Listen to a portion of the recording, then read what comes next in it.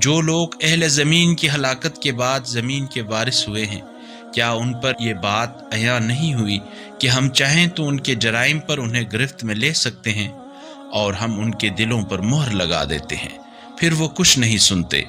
یہ وہ بستیاں ہیں جن کے حالات ہم آپ کو سنا رہے ہیں، اور ان کے پیغمبر واضح دلائل لے کر ان کے پاس آئے، لیکن جس چیز کو وہ پہلے جھٹلا چکے تھے وہ اس پر ایمان لانے کے لیے آمادہ نہ تھے۔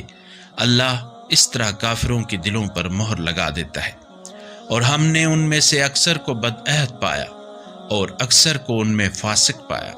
پھر ان رسولوں کے بعد ہم نے موسیٰ کو اپنی نشانیوں کے ساتھ فرعون اور اس کے سرکردہ لوگوں کی طرف بھیجا، تو انہوں نے ان نشانیوں کے انکار کے سبب اپنے اوپر ظلم کیا۔ پھر دیکھ لو مفسدوں کا انجام کیا ہوا۔ اور موسیٰ نے کہا، اے فرعون، میں رب العالمین کا رسول ہوں، مجھ پر لازم ہے کہ میں اللہ کے رسول میں صرف حق بات کروں۔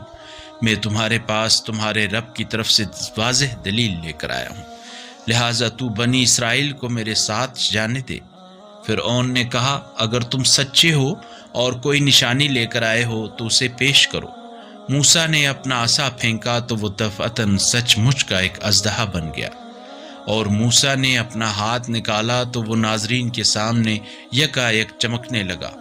قوم فرعون کے سرداروں نے کہا، یہ یقیناً بڑا ماہر جادوگر ہے، یہ تمہیں تمہاری سرزمین سے نکالنا چاہتا ہے، بتاؤ اب تمہاری کیا صلاح ہے؟ انہوں نے کہا، موسیٰ اور اس کے بھائی کو کچھ مہلت دو، اور لوگوں کو جمع کرانے والے ہرکاروں کو شہروں میں روانہ کر دو، وہ تمام ماہر جادوگروں کو تمہارے پاس لائیں۔ اور جادوگر فرعون کے پاس آئے اور کہنے لگے، اگر ہم غالب رہے تو ہمیں صلہ ملے گا؟ فرعون نے کہا، ہاں، یقیناً تم مقرب بارگاہ ہو جاؤ گے۔ انہوں نے کہا، اے موسیٰ، پہلے تم پھینکتے ہو یا ہم پھینکیں؟ موسیٰ نے کہا، تم پھینکو۔ پس جب انہوں نے پھینکا تو لوگوں کی نگاہوں کو مسحور اور انہیں خوفزدہ کر دیا، اور انہوں نے بہت بڑا جادو پیش کیا۔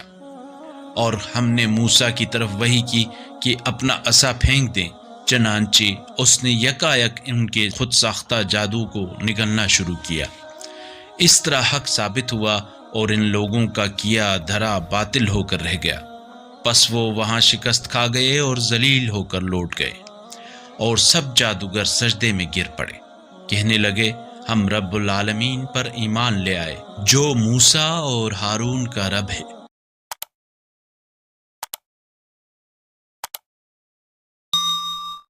اللہ نور السماوات والارض